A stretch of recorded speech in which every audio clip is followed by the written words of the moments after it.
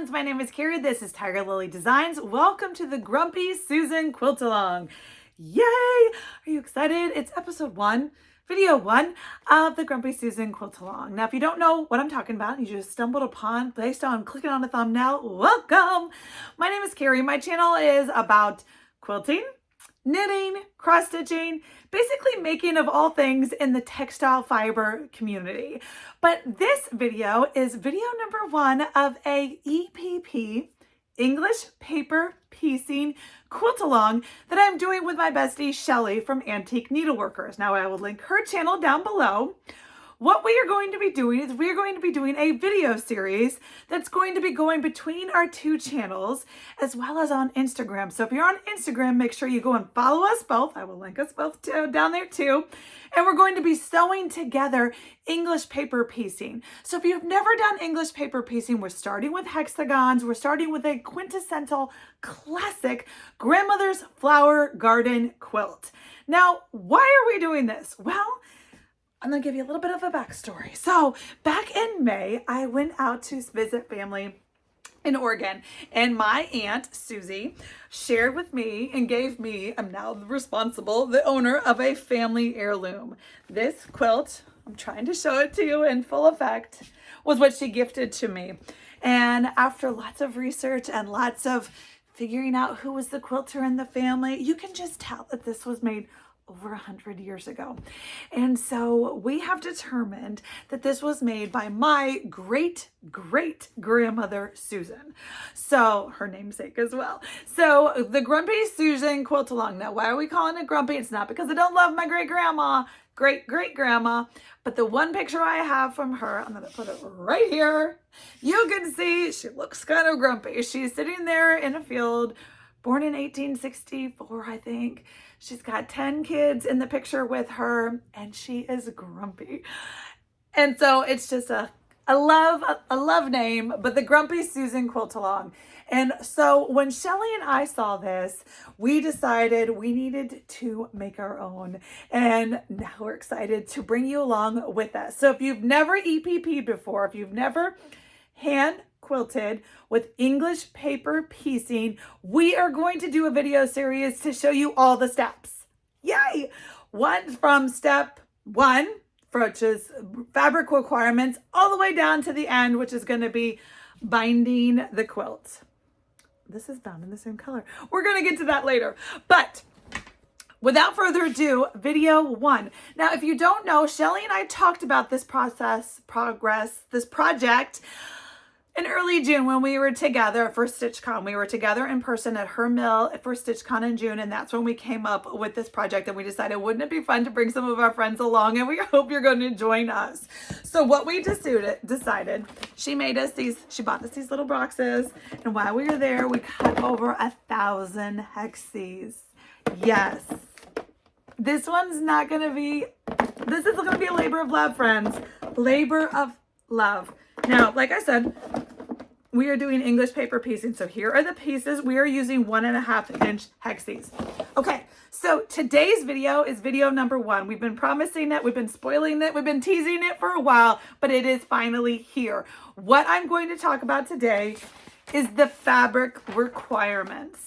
And so I have created right here, this is a PDF. You can see I'm extra wordy. I'm going to go through it step by step with you here on this video, but then you can also go and download this PDF. There's a link down below that will take you to my Patreon page where you can download this PDF. You do not have to, it's a free Patreon membership. Once you get that membership, you can download the PDF easy peasy. It was just the easiest way for me to be able to get this PDF to you. So again, the link is down below to join my Patreon community, which is either on the computer or on an app, whichever works best for you. Once you join the free membership status of the Tiger Lily Designs Patreon community, you'll be able to access this PDF, easy peasy.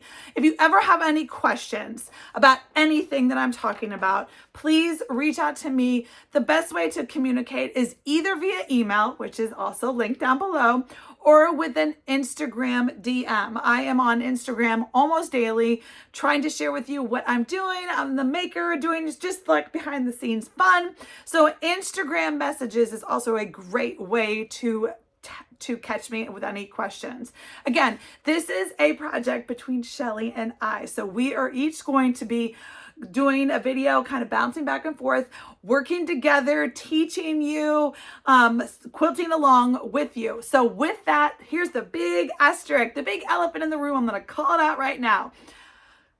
These fabric requirements are approximate. Hear me. Approximate. Okay, so when you're doing the math associated with 1,000 plus hexes, you got to give me a little wiggle room. You got to give me a little wiggle room. Meaning, and it also is going to depend on how you cut your hexes. If you are super, like, you don't have a sliver of scrap, you know, because we're using 1.5 inch hexes, how you cut your fabric to create your fabric hexes is going to determine exactly how much fabric you need. Now, that is going to be video number 2. Shellie is going to be going over all the ways that you can cut your hexes and how to create, go from fat quarters or yardage of fabric to hexes. What are your options? How can you do it? And she's going to go over that, as well as how to put your hexes, your fabrics, and how to wrap the fabric. There's different ways of basting. That's not today's video. I'm just giving you a little spoiler. But that does matter with your fabric requirements, because how we did it is we used her Big Shot. It's one of those cutting machine pressure things. I don't know if she did it. I was there, but it was one of those roly presser. It cut out the hexagon template perfect. That's how we did it. With the template pressing, there's a little extra waste. You get the pro is you get the machine is cutting the 1,000 hexes, but you are generating a little more fabric waste than if you were cutting out your own exactly. So with that being said, again, I'm going to go over the requirements of what you need and how much you need and how much we have. Again, I'm going to say with a huge star, huge asterisk, if you are using scraps, great. You can probably always go back into your scrap box. But for some of the fabrics, I don't want you to run out, especially the whites and the greens. So you see this. We're calling this the white ring. And we're calling this the green ring. Now, if you're using scraps, greens, and scraps, like maybe you're using a low volume white scrap, awesome. But if you're gonna go again and get yardage of the greens and the whites, get extra. Please, please. I just don't want, usually I always, historically, in any pattern I've ever supplied previously, I have prototyped it. I have prototyped it and made anywhere from 2 to 10 of said product, of said project, to triple check, quadruple check my math, my measurements, my numbers that I'm giving you. I wanted them to be perfect. I can't do that with this one. I have not done this. I have not sewn this yet. I'm sewing it with you. We're doing it together and I'm super excited about it. But that means I don't know with 100% certainty that my math is right. I feel pretty confident that my math is good. My math is solid math. But give me a little wiggle room. Buy an extra. Buy a little extra half yard, extra quarter yard, whatever you want to do. I just want to make sure that you completely understand that we're doing this together. And there's a possibility that the increases, that the actual numbers that we need are going to increase just a smidge. The rule of thumb, just like when you're tiling a bathroom or you're doing a backsplash, 10% overage. Always allow for overage. That would be my recommendation to you. I know that's what we cut. We cut extra. We have extra because you just never know. Now, if it gets down to it, you run out, yours is just going to be a little smaller or a little different. But anywho, that I'm getting off my soapbox of of the measurements and the asterisk and the elephant in the room. Let's dig into what you need. All right, friends. So let's dig into what we need. So first of all, let's talk about what size we're making. So as I've shown you, Grumpy Grandma Susan, she used tiny little hexes. They could be 1 inch, they could be 3/4 of an inch. I haven't pulled out a ruler to see, but the moral of the story is they're little tiny cutesy things. We are not using little tiny cutesy things. We are using 1.5 inch hexes.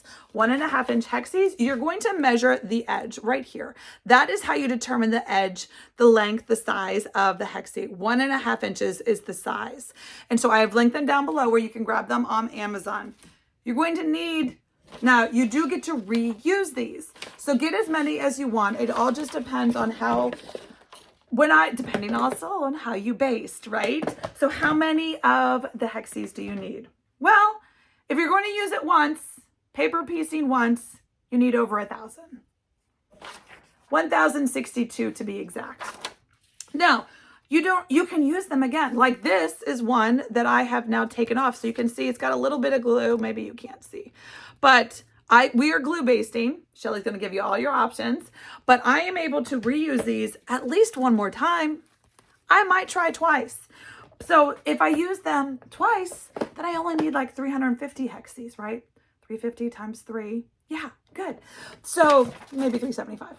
I don't remember exactly what the packets come with. I will link what you can either get them on paperpieces.com or Amazon.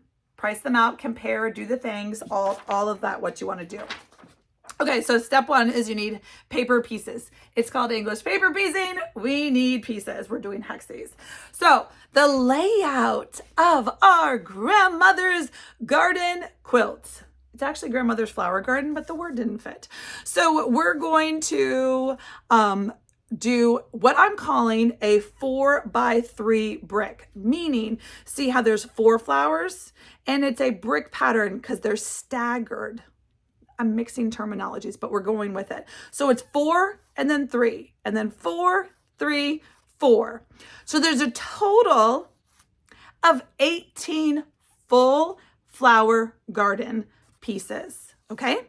And then you can see there's 2 halves, right, on the edges. And then there's 4, they're not full halves, they're like extra, but there's 4 just because I want to finish with the green point on the top and the green point on the bottom. That's how we're framing this.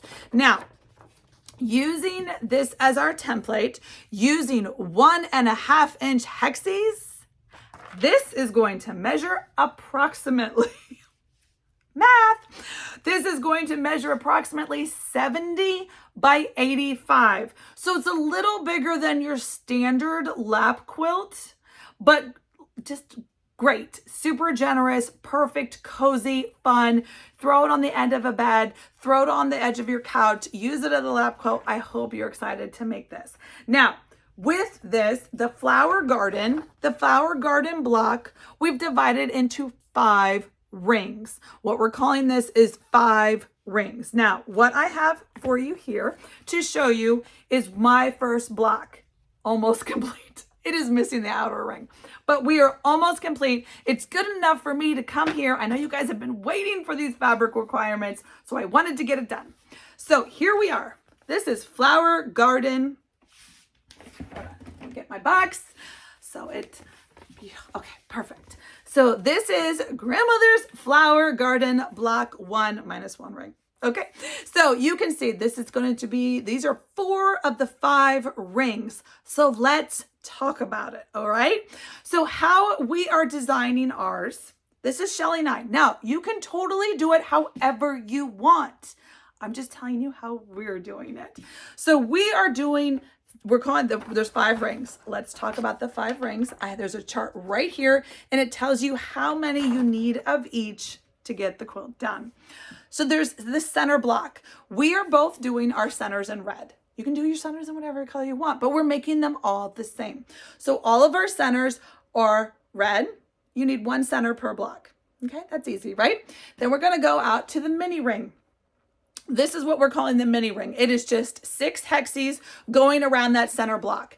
Now on Grumpy Susan's quilt, she used solids and she used scrappy solids, meaning her center rings, sometimes they're pink, sometimes they're orange, sometimes they're yellow, but they're solids. That's how her quilt is done. Now, when we were cutting, we decided that we were going to make all of our mini rings the same. I think Shelley's is this buttercream, beautiful, gorgeous, yummy buttercream. We are using different fabrics, by the way. And mine is this peachy gingham. It just is going to look great with the outer ring colors I use. Now, where we started is choosing our outer ring. So we're calling this ring, this scrappy fun ring, we're calling that the outer ring. And then sometimes we're calling it the ring of fire. But this is what we're calling the outer ring. This is where the fun is. And this is where I went to my fat quarter collection. I might have a few. I went to my fat quarter collection and pulled an assortment, quite an assortment of Tilda fabric. So this is a perfect area for you to use a fat quarter bundle or two, depending on how many are in the bundle, to get your quilt done. Now, we do it so you can see there's 3 different fabrics around this flower. Okay, so we have, those are 3 different fabrics and a cute little pattern. You could do it like that. You could do it, we're just using Grumpy Susan's quilt as our guide. Sometimes it's all scrappy. Sometimes there's 2 and it's just every other one.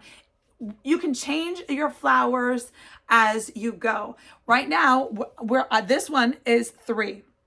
So with each flower garden block, you need 12 outer ring hexes, okay? And then you have the white ring. So there's 18 of those. And then the green ring, which I haven't done yet. Here's my green, ready to go.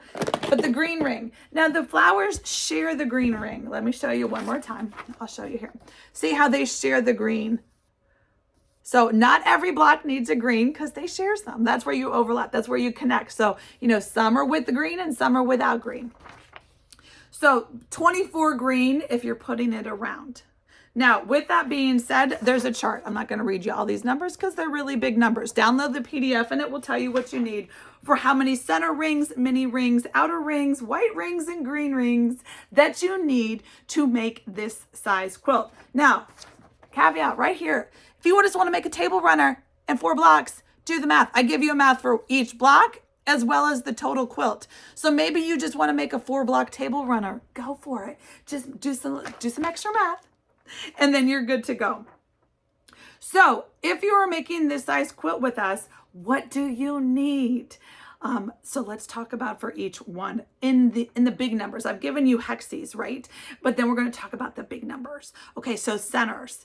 So what we have done, the way Shellie and I cut our hexes, right? I told you we used one of those big shots. There's a little extra waste. So with that being said, all of these numbers are based on that. So the center ring, like I said, we are using reds. You need 18 center rings. The math associated with a fat quarter, you get 16 hexes per fat quarter. Okay? Approximately using the big shot method. 16 hexes. So we needed 18. So in my fabric requirements, I say you need 2 fat quarters of red of your centers. You really only need 1 fat quarter plus 2 hexes. But if you're buying them in fat quarters, that's the smallest increment I wanted to work with. You need 2 fat quarters of your center color. Again, this is a great stash busting, scrap busting project. Maybe you don't need a fat quarter. Just pull a favorite color and you need just a little more than a quarter yard, You just do the math and you're going to be great. So that's the center. The mini ring, which is going to be, let's remember, the mini ring is this part right here. Now, if you're doing it all the same, I recommend 2 yards of fabric. Okay? If you are using different colors, if you want to go scrappy solids like Grumpy Susan did, then collect 8 different fat quarters in the solids range. There's a lot of great collections that have both solids and coordinating with the mini bundles. They have mini bundles of a fat quarter bundle, and then they have a mini bundle of coordinating solids that go with it. I know Tilda does, and it's gorgeous. I will make some links down below. You can get, like I said, Tilda would have been great. And if I had had it, I probably would have done that. But she's got a gorgeous fat quarter bundle of solids that coordinate with her line. I know Moda does it with the Bella solids. There's a lot of different options. Or you can do like Shellie and I and make it all the same. Just pull one fabric that's lighter toned, but that coordinates. Maybe it's a low volume, but it's got a little bit of color. We didn't want the white. We wanted a little bit of color. So you need 2 yards. The outer ring, this is where the fun is, right? This is what we're calling the ring of fire, the outer ring. This is the fun. We went ahead and started, because we started, and then we backed it. We kind of did the math this way, and then we did the math that way. You need 18 fat quarters. That's just it. You need 18 fat quarters. We have each cut 20 fat quarters because that was what our fabric bundle was. So we have a little extra. And so that way, maybe when we get down to it, we can do a little more mixy matchy, non-scrappy, scrappy flowers. I don't know the exact how it's going to work. We have minimum 18 fat quarters that are different, or just all scraps. Go scrap hog wild. That would be gorgeous. Then the white ring, whether you're using solid white, a low volume, can't really see, but this, there you go. This is a low volume white. So it's got a little bit of tone on tone white. You need about 4.5 yards. This is where I got a little like, I don't remember. I did some math because we bought in yards. It's not in fat quarter measurements anymore, but it's about 4.5 yards of white. And then the green, if you're using all of the same green, you need about 3 yards of the green. You will also need binding fabric, which based on the measurements of the quilt that I'm approximating, we need about 3/4 yard of your binding fabric. And then your backing fabric is about 5.5 yards if you're using standard width of fabric, or if you're using a double wide, quilt wide back, change your math appropriately. If you're using a 108 quilt back, then the math is different. But so remember, this is a 70 by 85. All the numbers, all the links, all the things are on this sheet. So first thing you need to do is gather your materials. Get excited, friends. So Shellie and I have this is an organic, like I said, we're doing it as we go. We did not schedule. We're both we've got a lot of balls in the air that we're juggling, but this is just fun for us, and we hope you join the fun and sew along, quilt along with us. There is no harsh schedule. There is no timetable. We have not set any restrictions or any guidelines. Join when you can, sew when you can, quilt when you can, just have fun. That's what a hobby is about, right? So we are super excited about it. Now, soft. I just want like very, very soft goal, which are meant to be changed or adapted or whatever. But our soft goal was 1 flower per month. Okay, so we started this in June, and I am almost 1 flower done. But I'm going to tell you right now, I'm not doing a flower in July. My July is bonkers. So this is now going to be my July flower. So you've got plenty of time to catch up. Like I said, there's no rules, plenty of time. This does stitch up quick. Doing the pre-work with the glue, however you're basting, Shellie's going to tell you and give you all your options. But it's a process. First, you got to cut things. And it depends on whether you're using the power shot or the big shot, or if you're going to cut as you go or baste as you go. We basted together. When we were together, we each basted 1 flower's worth of hexes. And that's as far as we've got. So I couldn't even do July until I baste again. So I have to, it's a little mix and match. You go from session to session, but it's fun. It's just mindless work. Once you get down to the quilting, it's just nice fun. Sometimes when you're stitching, you don't want to have to count and to pay attention and to think. Once you start doing this, this is easy. This is great. We keep it in a basket. I keep mine in a basket right next to my stitching chair. So at night, I come down and I have options. Am I going to stitch? Am I going to EPP? Am I going to knit? Where am I? What do I feel like doing? Let's dig into it. So I'm hoping that I will be able to choose EPP enough every month to get 1 flower done. Remember, there's 18 flowers, so that easy math. We're at least at a 1.5-year project on this, but there's no race. There's no guidelines.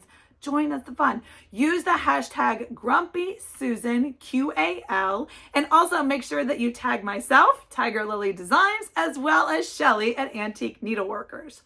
So friends, that is video 1 for the Grumpy Susan Quilt Along. We're excited. We are excited to do this together, and we're also excited to do it with you. So get your supplies. Go and attack. Maybe you've got enough scraps. I could have done scraps because I might have a few. It's a stash buster. It's a scrap buster. It's a whatever you want it to be. I'm just excited to do it with you. So again, make sure you go and grab the PDF that gives you all the details for the fabric requirements, and stay tuned. Shellie will have video 2 up. I'm not quite sure when, but step 1 is gathering your materials so that you're ready for step 2. So until next time, friends, I will see you soon. Happy quilting!